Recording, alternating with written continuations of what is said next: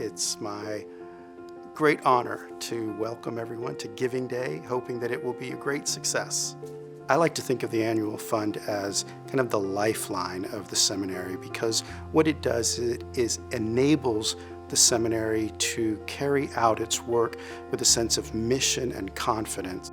When I think about our centers and our institutes and our library, I like to think of them as laboratories of innovation, where we invest ourselves and our work for the thriving of the church and the healing of the world.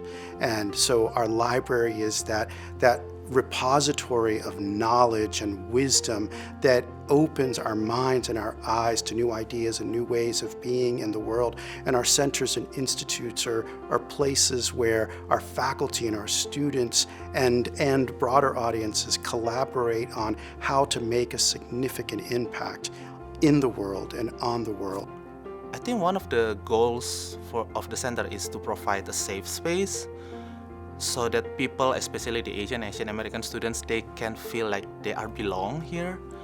They are welcome, they are accepted, they have a place. They really, they are not invisible. For me, the center is truly a safe space, right? As well as a support system. To have not only students, but staff and faculty that look like me, to be a Latina in a space, an emerging Latina scholar, to have that kind of support is just amazing. When I started in the library, one of the things I really liked was the fact that I was interacting with people who were in their second or third or fourth or fifth year in various programs, and I really got a good sense of Garrett, but also they were good about giving me tips. This is, I really enjoyed this class, or I really encourage you to reach out to this person and connect with this person. Because they had that experience, I automatically felt like I had a community here and people who supported me throughout my seminary journey. The Center for the Church and the Black Experience becomes a refuge. It becomes a place wherein we can be both acknowledged and affirmed in our createdness and our calledness by God, that we might be able to not only show up as our fullest selves, but there are parts of us that can be called forth that might not be able to be called forth in other places and spaces, even in this institution.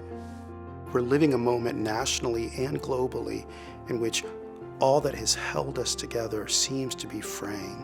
And yet Garrett is a place that is committed to addressing those very challenges. It's committed to being the kind of institution that prepares leaders to inspire healing in communities, to bring people together across all that divides us, that will inspire a sense of confidence about our future and how we care for one another and how we care for the earth and all that we hold in common. And so if ever there's a moment to support an institution that can make a difference in the thriving of the church and for the healing of the world, now is that moment, and Garrett is that place.